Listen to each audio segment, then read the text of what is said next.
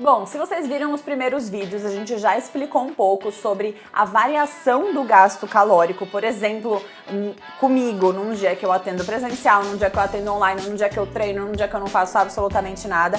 A mesma coisa é com o seu paciente. Eu gosto de trazer uma situação durante a consulta em que eu explico para o paciente se o final de semana ou por que o final de semana pode impactar muito, especialmente quando ele já recebe previamente o questionário dele e tá lá falando que a dificuldade maior dele dentre organização, viagens e finais de semana é o final de semana, é porque ele sai muito e tudo mais. Então, esse paciente eu gosto de trazer ele para perto e explicar por que o final de semana pode impactar muito nos seus resultados. E aí eu gosto de fazer uma continha bem bacana que a gente vai fazer juntos aqui, que é pra você entender de uma vez por todas, não pode chutar o balde o final de semana inteiro, e pra você, Nutri, aprender a explicar isso pro seu paciente também.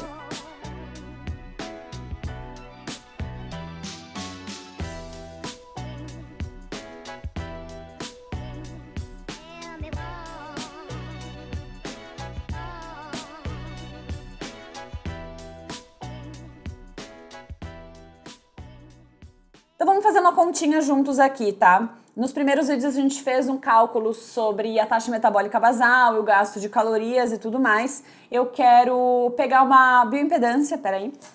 Bom, tô aqui com algumas embores e eu vou considerar aqui uma bioimpedância de uma taxa metabólica basal de 1.295 calorias, tá? Então, se a gente tem um paciente com 1.295 calorias que treina e que tem um movimento baixo ao longo do dia, o que a gente faria? 1.295 calorias, que é a taxa metabólica basal, vezes 1,3, então ele se movimenta um pouco, mas ele diz pra gente que ele gasta 300 calorias no treino. Então a gente soma aqui 300 calorias e deu pra gente 1.983 calorias. Então isso é o que ele vai gastar em um dia com treino e com uma quantidade de passos ali mediana, vamos dizer assim, um nível de atividade mediano. Se a gente quiser colocar aqui um déficit calórico de 25%, então quer dizer que a dieta dele vai ter aqui mais ou menos 1.500 calorias, tá? Se 1.983 calorias é o que a pessoa gasta, 1.500 calorias é o que a pessoa vai consumir. Beleza, vai consumir 1.500 calorias. Isso significa, vamos ver quanto que a gente conseguiu aplicar de déficit? E aí lembrando, o que é déficit calórico para você que não é nutricionista? Bom, a gente tem uma quantidade de calorias que a gente gasta. Pra gente emagrecer, a gente tem que comer menos calorias do que o que a gente gasta. Ah, tá, ali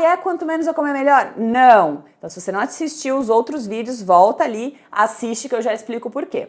Então, você vai consumir uma quantidade X de caloria e esse intervalo aqui a menos é o quanto você vai estar de déficit. Não é interessante que a gente coloque o paciente num déficit maior que 25%, pelo menos não por muito tempo. Então eu geralmente trabalho com o máximo, que é 25%, e com um mínimo de calorias o suficiente para ele de fato estar em déficit e não ser uma beliscadinha que vai atrapalhar o resultado dele. Então vamos ver quantas calorias que deu esse intervalo, do quanto a pessoa está gastando para o quanto ela vai consumir. Então se eu falei que ela gasta 1.983 e ela vai consumir 1.500, vai ser de 480 calorias. A gente sabe que para a pessoa perder 1 kg de gordura, ela precisa gastar 7.000 calorias. E aí a gente vai fazer o seguinte, vamos descobrir com quantos dias que ela vai perder esse 1 kg de gordura. Então a gente vai fazer 7.000 calorias dividido por 480. A gente tem 14,58, ou seja, em 14 dias ela perde 1 kg de gordura. Agora eu quero que você pense nisso como se fosse um joguinho da vida.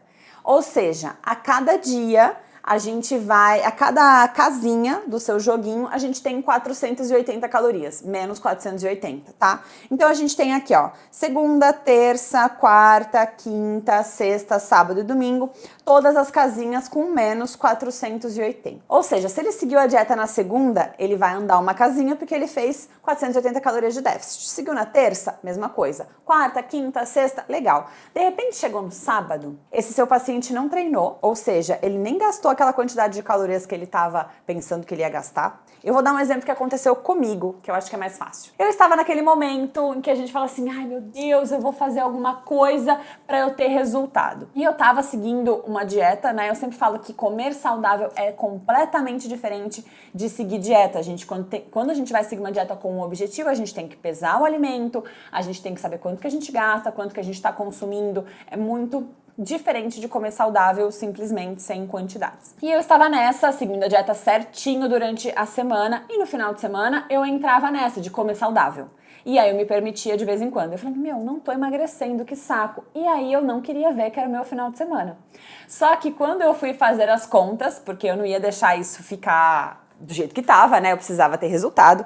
Quando eu fui fazer as minhas contas, eu descobri que eu estava ingerindo em um dia que eu não estava abusando nada. Assim, eu, sei lá, comi um almoço, uma comida árabe e depois comi um cookie de sobremesa. Nesse dia eu comi 3.000 calorias. Sabe quanto eu gastei? 1.800. Eu fiquei num superávit o suficiente para me fazer andar 3 casinhas e meia do meu joguinho da vida para trás. E isso em um dia saindo da dieta. E vale lembrar que eu não fiquei cheia em nenhum momento. Eu tava focada, eu tava tentando não comer muito. E ainda assim eu comi 3.000 calorias. Ai, Thali, mas então eu nunca vou poder sair da dieta? Calma. Não é bem assim. Se você já assistiu os vídeos, tem dias da semana que eu gasto 3.000 calorias. Só que eu tava deixando para sair da dieta num domingo, que é o dia que eu menos gasto calorias. E se eu saísse no sábado, que é o dia que eu gasto as 3.000, eu simplesmente ficaria em manutenção. Eu não andaria casinhas para trás. E eu conseguiria sair do meu ponto de partida sem ter andado para trás. O que a gente não quer? Dar 5 passos para frente, 3 passos e meio para trás, porque senão toda hora a gente vai voltar. Eu andei segunda, terça, quarta, quinta, sexta. Chegou no sábado, eu vou andar de volta sexta, quinta, quarta e terça. Todas as semanas você vai só fazer 2 dias e aí depois você vai começar a partir daí. Percebe que você não tem mais 14 dias para perder 1 quilo de gordura? Porque você volta toda semana 3 dias e meio para trás, e isso, na melhor das hipóteses, a gente está falando de sair apenas 1 dia da dieta. Nesse dia eu não ingeri bebida alcoólica, ou seja, o estrago poderia ter sido muito maior. Então, se você sai da dieta sexta, sábado e domingo, meu amigo, eu garanto que essa conta não fecha. Você, de forma alguma, você chega sequer na segunda-feira. Você não consegue ficar ali em manutenção, não volta o teu peso. Provavelmente você deve estar ganhando peso, talvez de forma lenta ou de forma rápida. Tudo vai depender do quanto você está extrapolando no final de semana. Mas com essa ideia do joguinho da vida, que eu acho que ficou bem claro para vocês o quanto o final de semana e esse superávit do final de semana faz a gente andar casinhas para trás. Então lembrem, qual foi a dica que eu dei?